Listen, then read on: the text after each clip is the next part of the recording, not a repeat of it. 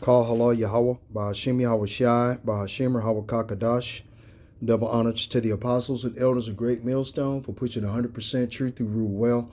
Peace and salutations to the hopeful elect. Shalom. This is Matazah Lacham. Coming back at you with another video. FEMA camps are open. Okay. FEMA camps are open and they need prisoners. Okay. Temporary jail construction commences in Kansas City. What the actual fuck, right? Okay. Full page. Let's read it. Y'all see it, right? Okay, hold on. Press play to listen to this content. Will it allow us to watch the whole thing? I don't know. We'll see.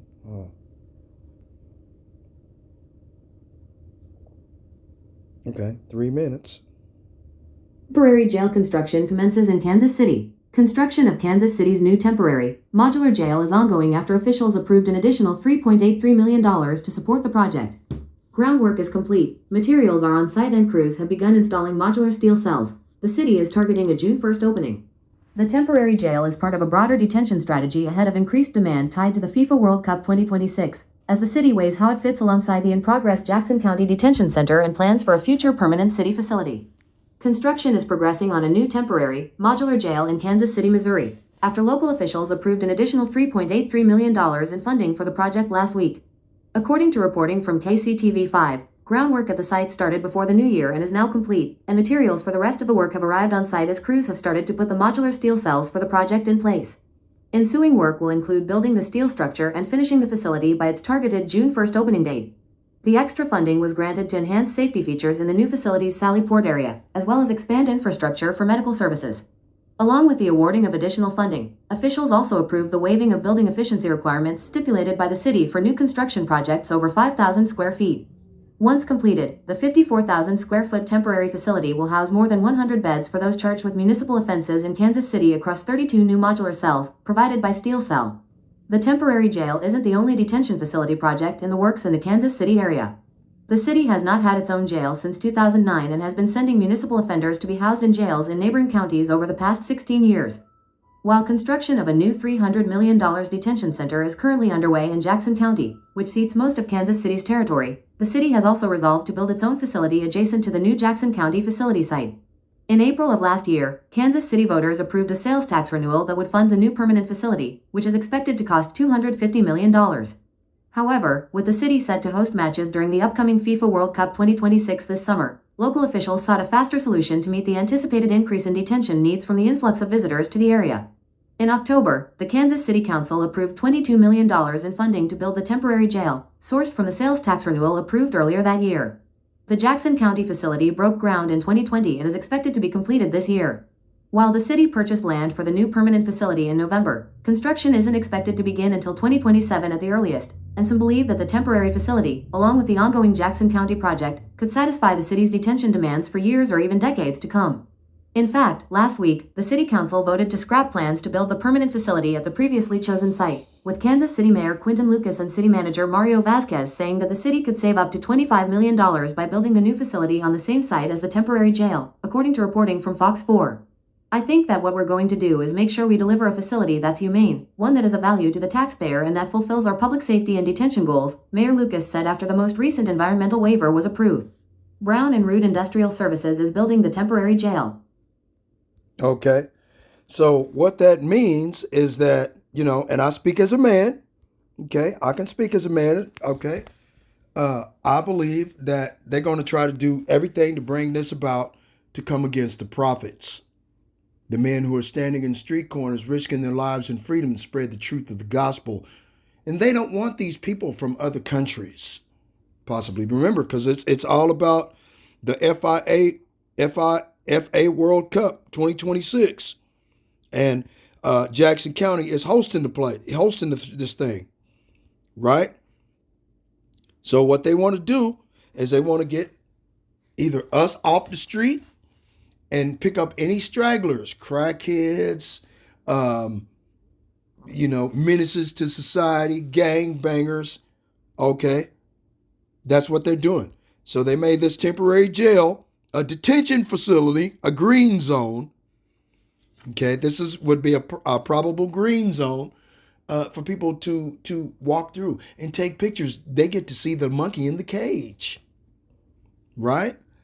So, I seen this video. I was like, what the fuck? So they temporary jail. Come on now. They said for decades to come. Remember that? So, hey, this is a warning to the brothers up there in Kansas City, man. Kansas City prophets say, watch out, fellas, because these motherfucking devils is trying to get you off the street, man. They don't want you yelling at all of these strange peckerwoods that ain't never seen them signs, because if you bring the receipts out there with all of them signs on a main street corner, the police is going to fuck with you. They're asking you for your ID, all of that type of shit, because they don't want that type of shit going on in the world view. Okay? They don't want the rumors coming back that the Israelites of the Holy Bible, who are Negroes, Latinos, and Native Americans, are waking up. Okay? Because this FIFA World Cup bullshit, I think it's a tennis, maybe, or whatever have you, Wimbledon, whatever the fuck it's called. I don't know. Because I don't deal with that bullshit. If it ain't track and field or football or baseball, I ain't interested. You see what I'm saying? But okay. But as far as the World Cup, all that old bullshit, they trying to make Kansas City a place where there are no homeless people. So the homeless people are going to be detained. They only got it for 100 beds, so they're going to fill that shit up in the space of a few hours. Okay? So they got to try to get this jail done by June 1st. Now you've seen it. They want it done by June 1st. Groundwork is complete. Materials are on site, and crews have begun installing modular steel cells. The city is targeting a June 1st opening. Okay? The temporary jail is part of a broader detention strategy ahead of increased demand tied to the FIFA World Cup 2026, as the city weighs how it fits alongside the in-progress Jackson County Detention Center and plans for a future permanent city facility. See? So they just got $3.83 million, plus they got an additional $22 million. They want to build prisons, but they're not doing anything to try to help the homeless, okay, the hungry, to get them off the street, to provide them with a home and shelter.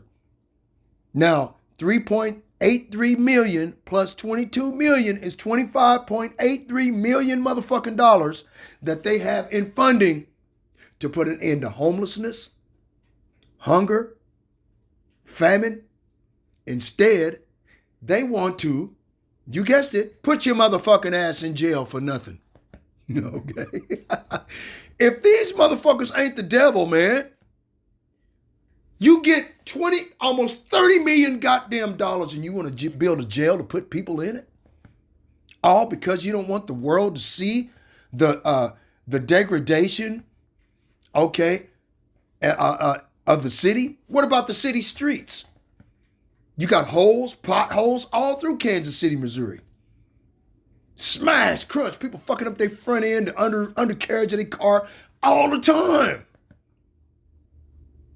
You ain't trying to fix that, but you trying to put people in jail? Man, get the fuck out of here, man. Man, these people, these Edomites, man, they gotta go, man. They gotta go, man. Ain't you tired of these motherfuckers, dude? You would think you would be tired of these motherfuckers. Look, listen to this. So-called black man created the refrigerator. Okay? White man creates goddamn electric bill. After the so-called black man creates the light filament to put in the light bulb. Black man creates an aqueduct for indoor plumbing, underground sewage, right? Water treatment plants. What does white man do? Send you a fucking water bill. Okay, wait a minute. Alexander Graham Bell developed the phone. Well, who helped him create the phone? The actual telecommunications device itself. Cell phone was created by a so-called black man, okay, in the 1920s. What the fuck? They put that on the shelf and killed his ass What do? They send you a cell phone bill every month. They threaten to cut your goddamn phone bill off for not paying it. Okay, come on, man. Come on, man. You got a home invasion device, a home alarm created by a so-called black woman. Okay, the home alarm people, they send you a bill every month. Come on, man. These motherfuckers are devils, man. They are the complete antithesis of all righteousness. They are the carbon copy of what is to do right. They do absolute opposite, do wrong.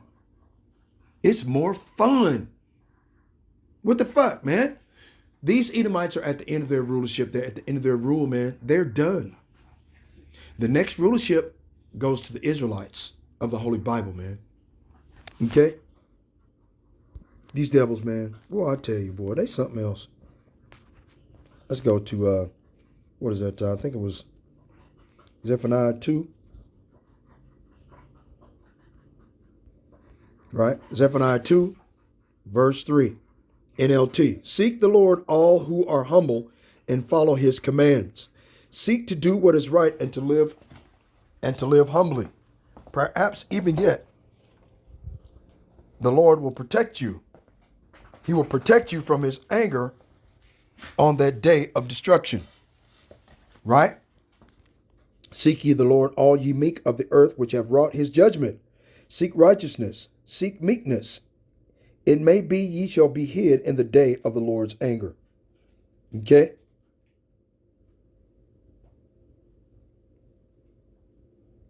Gather yourselves together. Yep, gather together, O nation not desired. These Edomites, they don't want Israelites here in America, Negroes, Latinos, and Native Americans to wake up to the fact that they're the Israelites of the Holy Bible.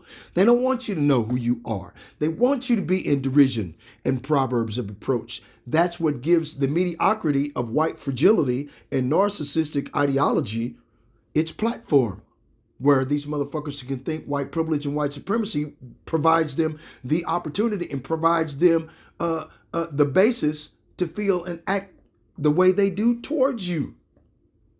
You see? Okay, hold on. Let me see something. Let me show you something. I'm going to show you something right quick. White fragility definition. White fragility, discomfort and defensiveness on the part of a white person when confronted by information about racial inequality and injustice. What is white fragility in simple terms? In a nutshell, it's the defensive reactions of so many white people when our racial worldviews, positions, or advantages are questioned or challenged. For a lot of white people, just suggesting that being white has meaning will trigger a deep defensive response. Right? What are the 3 defensiveness traits of white fragility? Journalist Peter Baker has suggested that behaviors associated with white fragility may include silence, denial, accusations of reverse racism, or emotional reactions such as anger or frustration in interpersonal situations. Okay? Alrighty. See? Let's go get, what's that other one I had? Okay, hold on. I had another one, narcissism. Narcissism.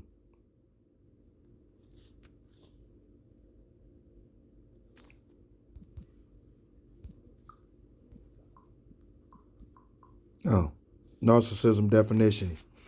Narcissism is a personality trait marked by self-centeredness, an inflated sense of importance, a deep need for excessive admiration, and a lack of empathy for others, stemming from an excessive preoccupation with oneself. While everyone else can have narcissistic behaviors, pathological narcissism can become a diagnosable disorder, right? NPD, narcissistic personality disorder, characterized by unrealistic self-importance, fantasies of success, entitlement, and exploiting others, often masking fragile self-esteem. Grandiose self-importance, an exaggerated sense of one's achievements and talents, often expecting to be recognized as superior. I seen a video the brother had put up on his channel the other day about an Edomite saying that they were proud to be an American, or they're proud to be white in their position that they have, and says that so-called black people ought to be glad that they brought us out of the forest swinging from trees with a loincloth. That's what he said. Fuck me up. Okay? I mean, these devils are troglodytes. Okay? They're Caucasians. Caucasian, by definition, means cave dweller. Because the home of the Caucasus Mountains is in Ukraine. Ukraine is the home of the Caucasus Mountains, and that is the land of Khazaria. Right? The Amalekite Ashkenazi Khazars. Those Khazar deniers that call themselves Jews and are not, but are the synagogue of Satan. Right? The need for admiration, constant craving for attention and praise from others, lack of empathy, inability or unwillingness to identify with the feelings and needs of others, self-entitlement, unreasonable expectations of especially favorable treatment or automatic compliance with their expectations, fantasies, preoccupation with fantasies of unlimited success, power, brilliance, beauty, and or ideal love. You must love me. I am white. I am perfect. You lying fucking pedophile and bestiality loving Neanderthal. I repeat, you lying bestiality loving pedophile and Neanderthal. Okay? You are a Neanderthal. Okay? Exploitive behavior. Taking advantage of others to achieve personal ends. Ooh, gotta go get that one. Okay. Ecclesiasticus chapter 14, verse 5. He that is evil to himself, to whom will he be good? He shall not take pleasure in his goods. Verse 6. There is none worse than he that envieth himself, and this is the recompense of his wickedness. And if he doeth good, he doeth it unwillingly, and at the last he will declare his wickedness. Okay? Ecclesiasticus. Okay. Chapter 13. Verse 3. The rich man hath done wrong, and yet he threateneth withal. The poor is wrong, and he must entreat also. So even if we get hung from a fucking tree, okay, they'll say, well, you deserved it. They'll put the knife in your hand, stab you in the back, put the knife in your hand and say it's your fault that you got stabbed in the back after they put the knife in your hand and blame you. Verse 4, if thou be for his profit, he will use thee, but if thou have nothing, he will forsake thee. Right?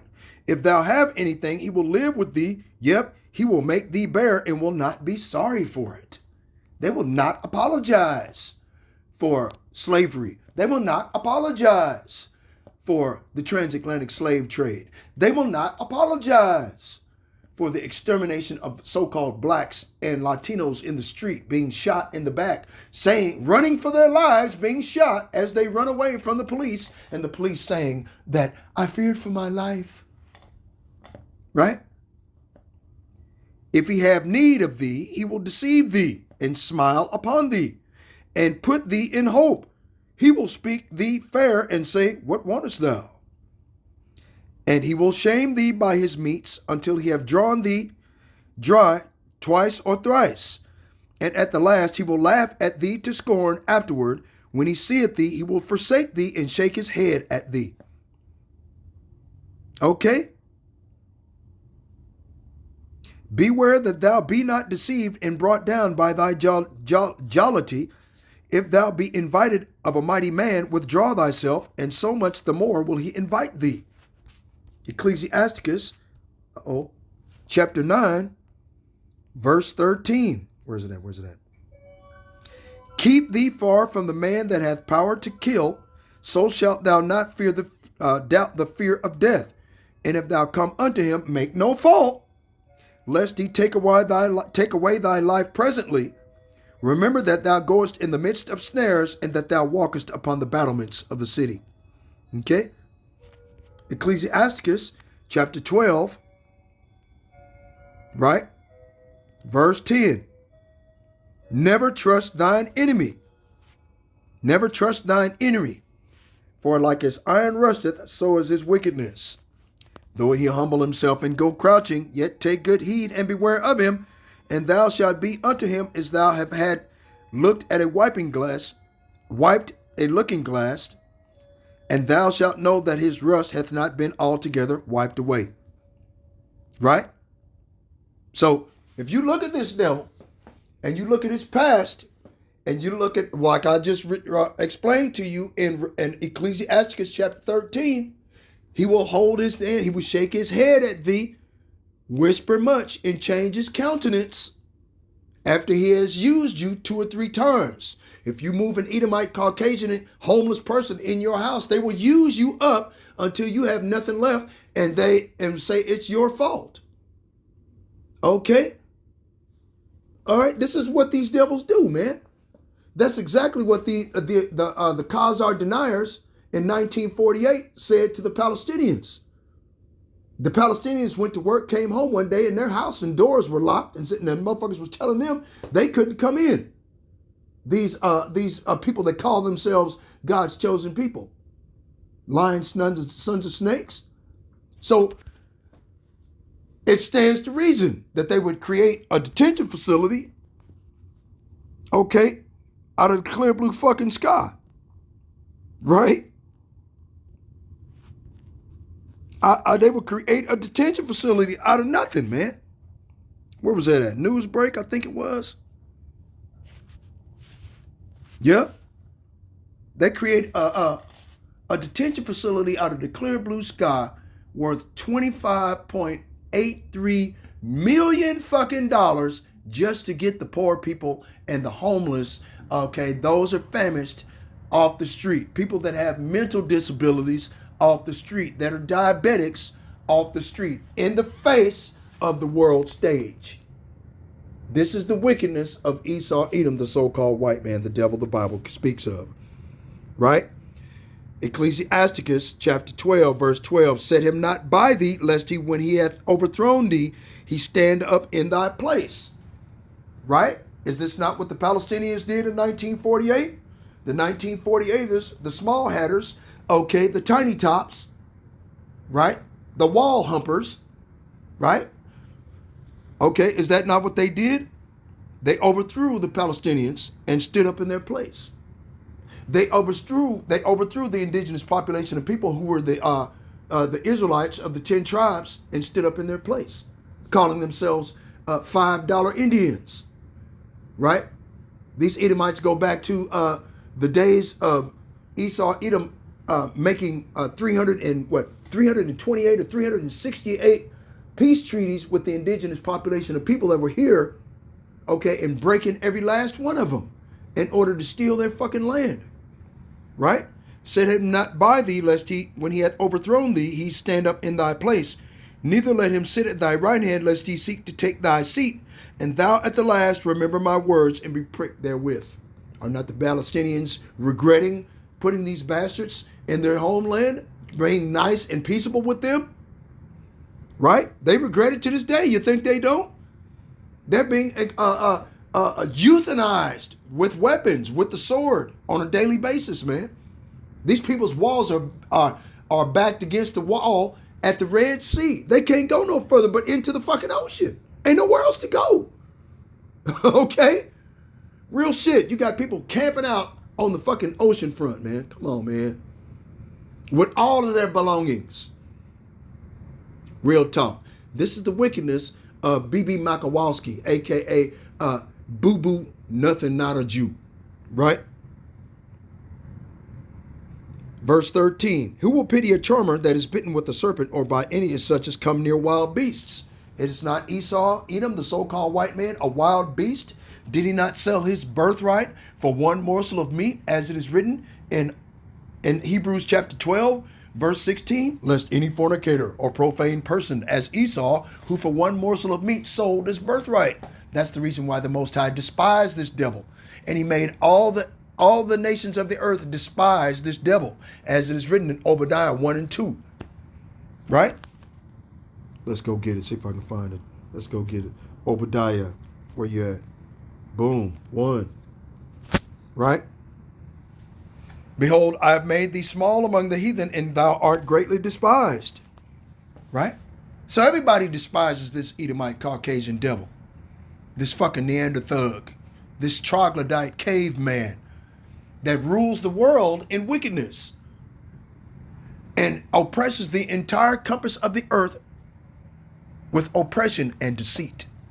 You see that through the actions of their leader, their illustrious leader, Nero 47, the orange-colored fellow, Agent 47, Donald Trump, Donald the Chump, right? The puppet that does what the Israeli lobbyists, aka boo-boo nothing not a Jew, tells him what to do. Remember, Agent Orange, the orange-colored fellow, right? Whose countenance is more stout than his fellows, right? Got his chest puffed out, going through the earth. I'm going to take Greenland. I'm going to take Venezuela. I'm going to take Cuba. I'm going to take Mexico. I'm going to take Colombia. I'm going to take. Okay? Knowing that he ain't got the foot soldiers for that type of shit. That's the reason why all the nations are coming against this devil, but that's a different video. Anyway, so one that goeth to a sinner and is defiled with him in his sins, who will pity? So if you join forces with this devil, if you sign up with ICE, if you sign up for his military in the national draft, who's going to pity you when he turns his back on you and leaves your ass in the field to be murdered or be unalived by the enemies who are the heathen nations? Because it's biblically prophesied, and that's what's happening, right? An enemy speaketh sweetly with his lips, but in his heart he imagineth how to throw thee into a pit. Is this not a pit that he imagines to throw you into?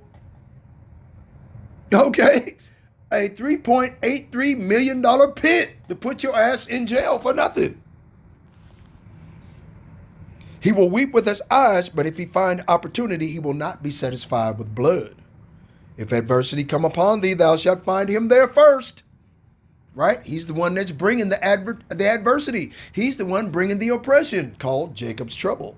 Right? We're at the beginning of we are at the beginning of sorrows. Remember that.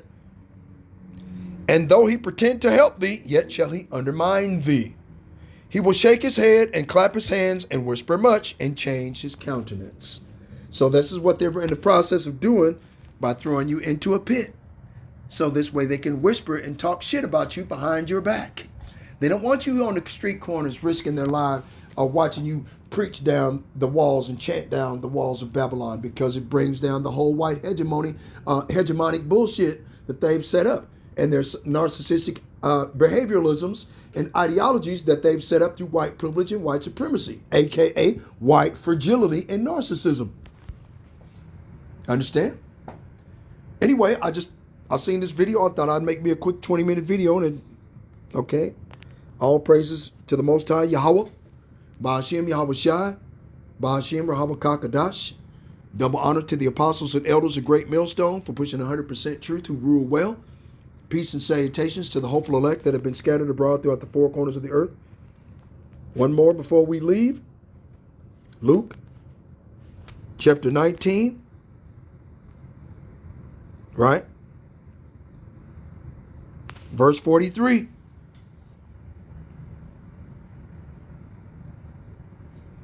Luke chapter 19, verse 43. Before long, your enemies will build ramparts against your walls and encircle you and close in on you from every side.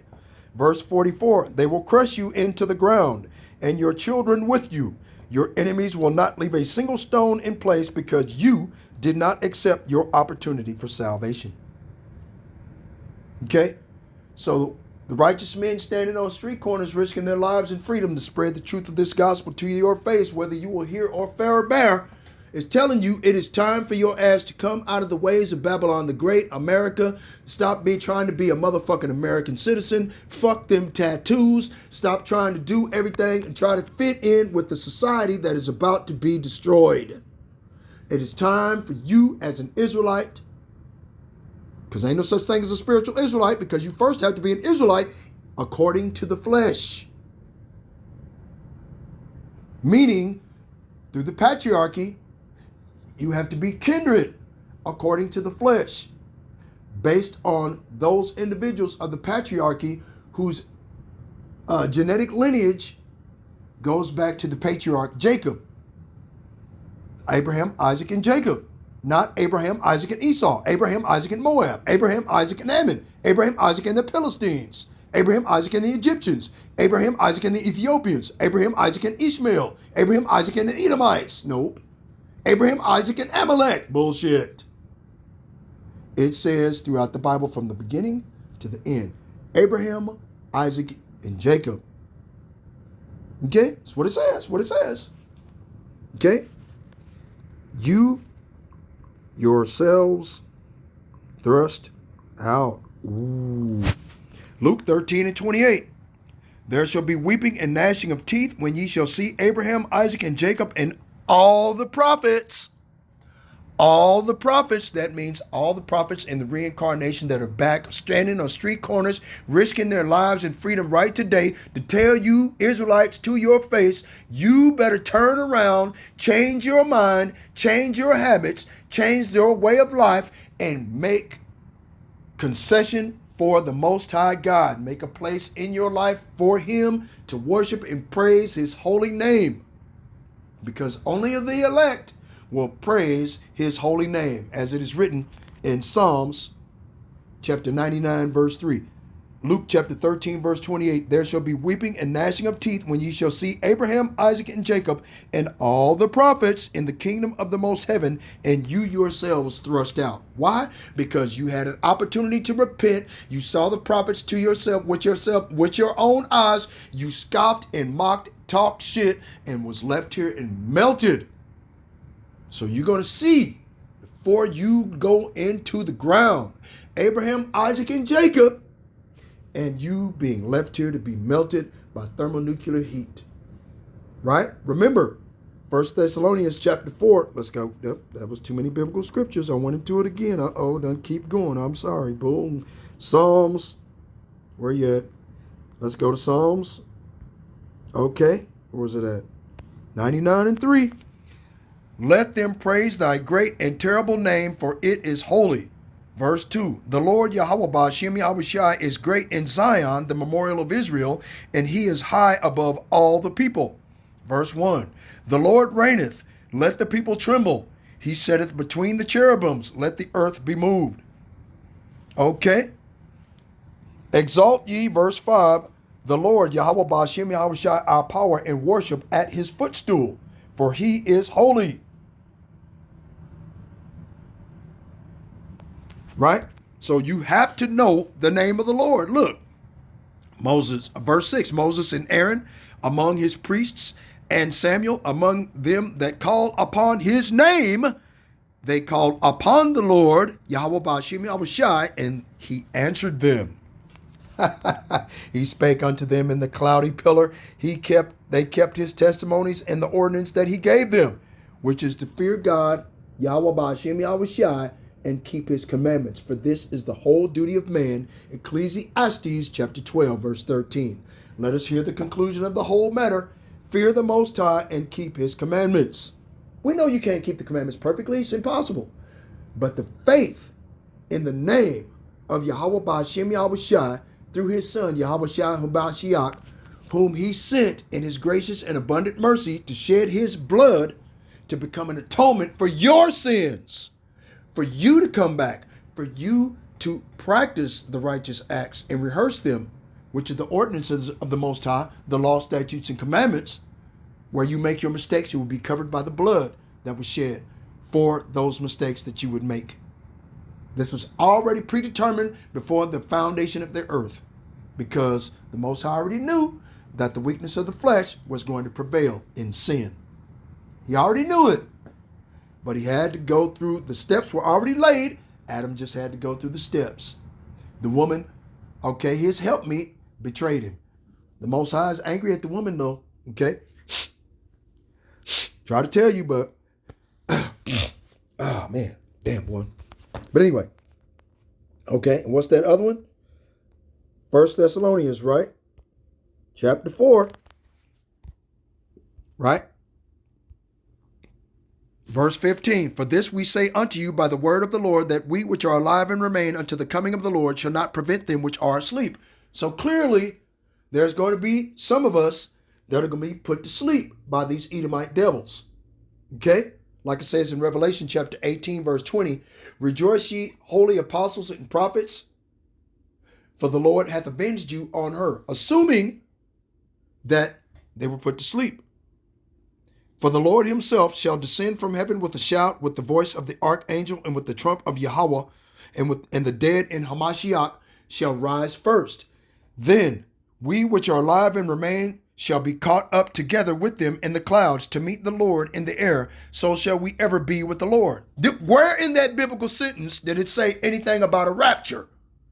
Let's read it. Do you see rapture? R-A-P-T-U-R-E. Do you see rapture? Rapture. Is it anywhere in there? Okay. Let me show you something. That's the fear of God taught to you by the precept of men.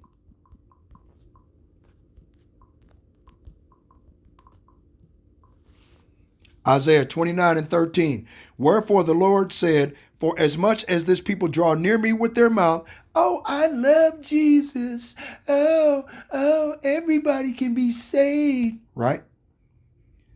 And with their lips do honor me, but have removed their heart far from me, and their fear toward me is taught by the precept of men. Okay? So we're trying to get you out of the precepts of men with this God loves everybody bullshit and get you to rehearse the righteous acts as is written in Judges chapter 5 verse 11. The righteous acts is to fear the Most High God and keep his commandments. This shows faith. Okay? Let me see. Let's get it again. Faith by my works. Okay? James 2 and 18. Yep. A man may say, thou hast faith and I have works. Show me thy faith without thy works, and I will show thee my faith by my works. So you have the servants, the prophets, standing on street corners in the reincarnation, breaking down the biblical scriptures right today as to what they mean, and you misconstrue it. You fear it. You rebel against it.